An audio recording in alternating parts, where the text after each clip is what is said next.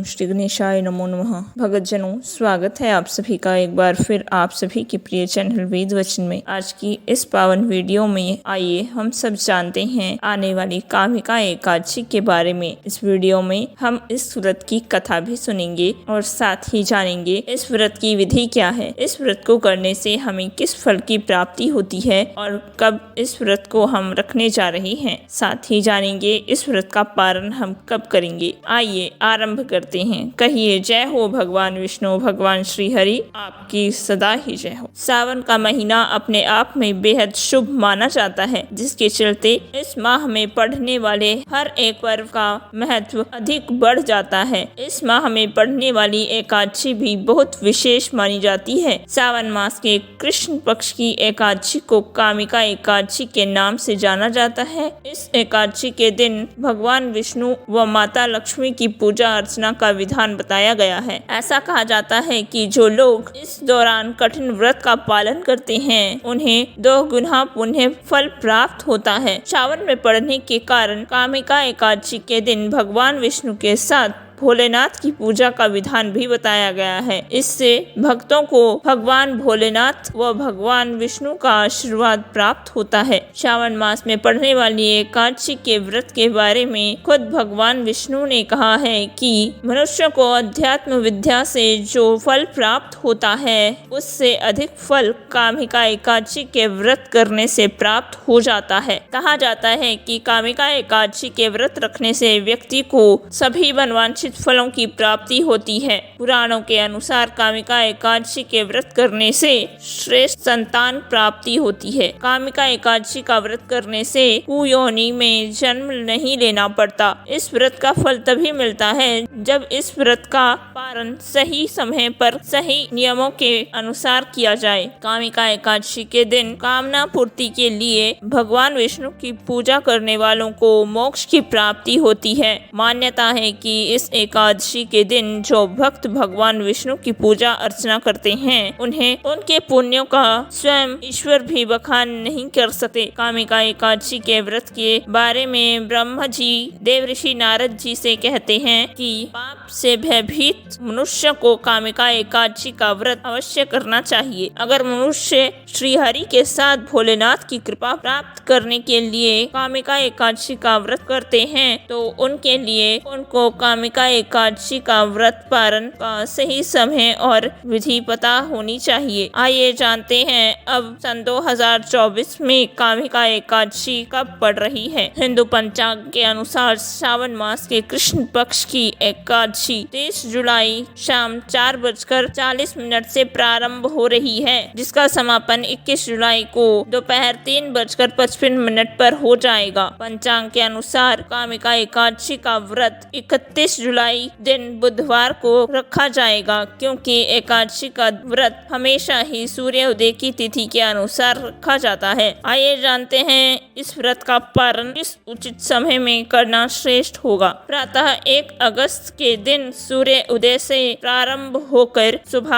8:25 तक कामिका एकादशी के व्रत के पारण का उचित समय बताया जा रहा है। आप इस समय के अंतराल में अपना व्रत पारण अवश्य कर लें, जिससे आपको कामिका एकादशी के व्रत का पूर्ण फल प्राप्त हो सके। अपने जीवन में खुशहाली पाने के लिए अगर परिवार में कोई अनबन चल रही है, तो कामिका एकादशी के दिन तो पूजा के समय दक्षिणामूर्ति शंख से जल भरकर भगवान विष्णु को चढ़ाइए और पूजा के बाद उस जल को पूरे परिवार सदस्यों को प्रसाद रूप में बांट दीजिए। परिवार में इससे एकता बढ़ी रहेगी। यदि आप किसी कर्ज से परेशान हैं, तो इस एकादशी के दिन शाम में पीपल के पेड़ के नीचे दीपक जलाकर अवश्य आएं। ध्यान रखिए, यह दीपक घी का होना चाहिए। इस उपाय से भगवान विष्णु का विशेष आशीर्वाद आप सभी पर बना रहेगा। आइए अब जानते हैं कि कामिका एकादशी का महत्व क्या है। एकादशी व्रत के पुण्य से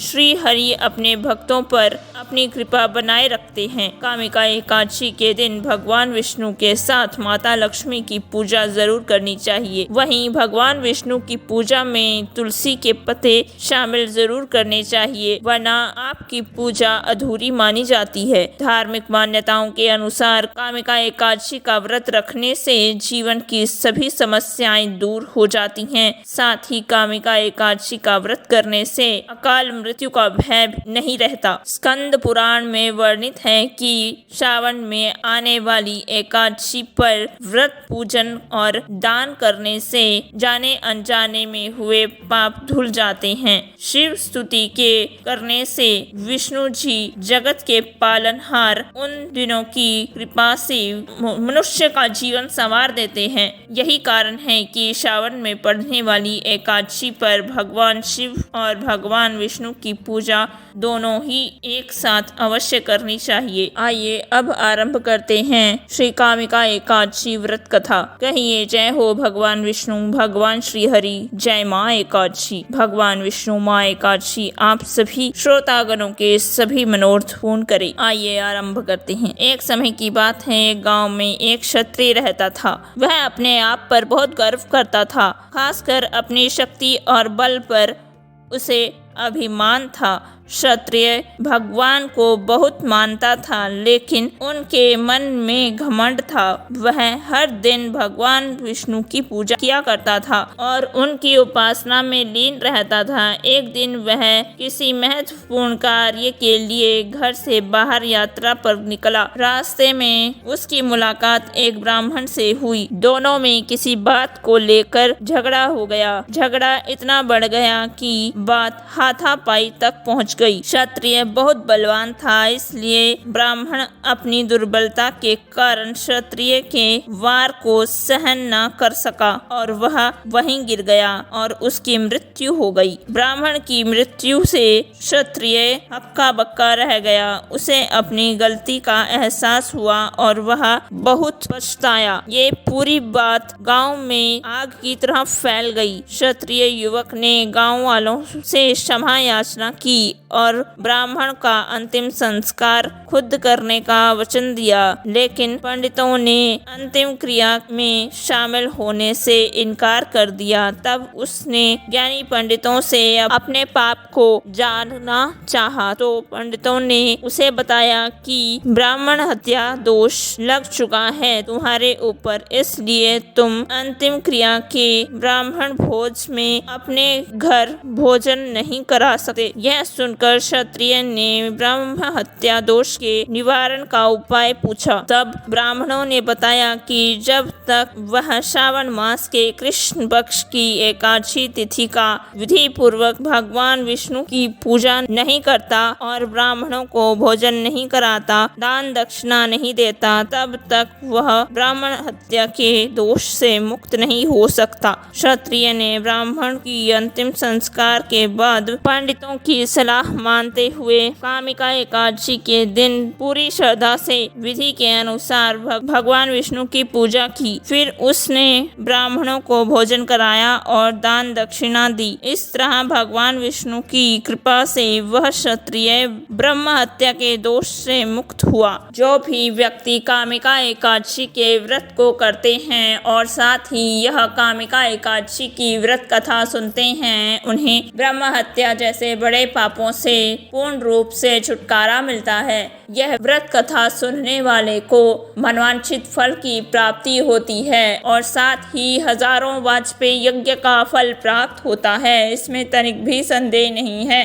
तो आज इस वीडियो में हम सभी ने जाना कि आने वाली 31 जुलाई दिन बुधवार को हम सभी कामिका एकादशी का व्रत रखने जा रहे हैं, जिसमें भगवान विष्णु के साथ माँ लक्ष्मी की पूजा का विधान बताया गया है। समय का विशेष रूप से ध्यान रखें और समय के अनुसार ही अपने व्रत का पालन भी करें, ताकि आपको पूर्ण फल की प्राप्ति हो सके। आशा है आप सभी को यह वीडियो व जानकारी पसंद आई हो। यदि आप सभी को यह वीडियो व जानकारी पसंद आई है तो अपने चैनल को सब्सक्राइब व लाइक करना ना भूलें। आप सभी हमारा परिवार हैं, अपना खूब ख्याल रखिए। आप हैं तो हम हैं, आप ही से हम हैं। आप सभी के लाइक्स और सब्सक्राइब्स ही हमें आप तक अच्छे से अच्छे वीडियो बनाकर भेजने के लिए प्रेरित करते हैं। मैं प्रार्थना करती हूँ भगवान विष्णु, भगवान श्री हरि, माँ एकादशी, माता लक्ष्मी आप सभी पर अपनी कृपा बनाए रखें। धन्यवाद। सत्य सनातन धर्म की जय। जय जय श्री राधे।